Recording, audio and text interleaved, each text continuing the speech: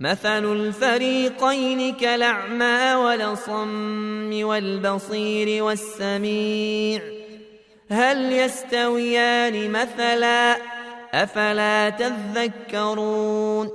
ما حكم الطلاق الثلاث بلفظ واحد؟ الحمد لله رب العالمين، والصلاة والسلام على من أرسله الله رحمة للعالمين وعلى آله وصحبه وإخوانه إلى يوم الدين. أما بعد، فمسألة الطلاق الثلاث بلفظ واحد مسألة كثيرة النقول طويلة الذيول قديمة الخلاف ومتشعبة الأطراف، وأقوى الأقوال فيها حجة وأصحها نظرا مذهب القائلين بأن الطلاق الثلاث بكلمة واحدة أو كلمات في مجلس واحد أو مجالس متعددة من غير تخلل برجعة لا يقع إلا طلقة واحدة، وهو مذهب أهل التحقيق، وبه قال شيخ الإسلام ابن تيمية وتلميذه ابن القيم ورجحه الشوكاني رحمهم الله تعالى. هذا وعمدة رأيهم حديث ابن عباس رضي الله عنهما الثابت في صحيح مسلم وغيره بإسناد كل رجاله أئمة أن أبا الصهباء قال له: ألم تعلم أن الثلاث كانت واحدة على عهد رسول الله صلى الله عليه وآله وسلم وأبي بكر وصدرا من خلافة عمر؟ قال: نعم.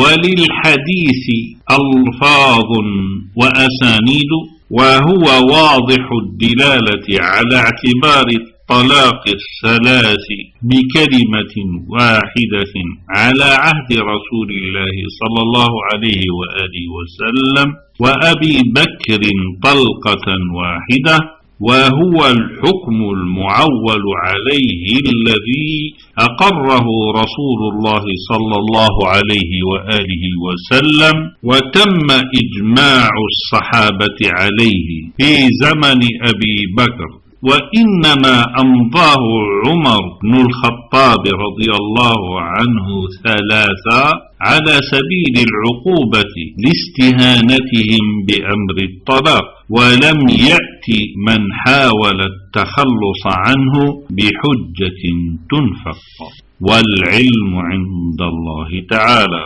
وآخر دعوانا أن الحمد لله رب العالمين، وصلى الله على نبينا محمد وعلى آله وصحبه وإخوانه إلى يوم الدين وسلم تسليما. حمد الإله واجب لذاته، وشكره على علا هباته. نحمده سبحانه ونشكره، ومن ذنوب سلفت نستغفره. ثم نوالي أفضل الصلاة على الرسول الطاهر الصفات، محمد ذي الكلم الفصيح والفضل والتقديس والتسبيح. صلى عليه ربنا وسلما كما هدى بنوره وسلما. وبعد هذا فجرى في خاطري من غير رأي نادب أو آمر أن أنظم الفصيح في سلوكي من رجز مهذب مسبوك. وبعض ما لا بد من تفسيره وشرحه والقول في تعبيره من غير أن أعدو ذاك المعنى واللفظ إلا لاضطرار عنا.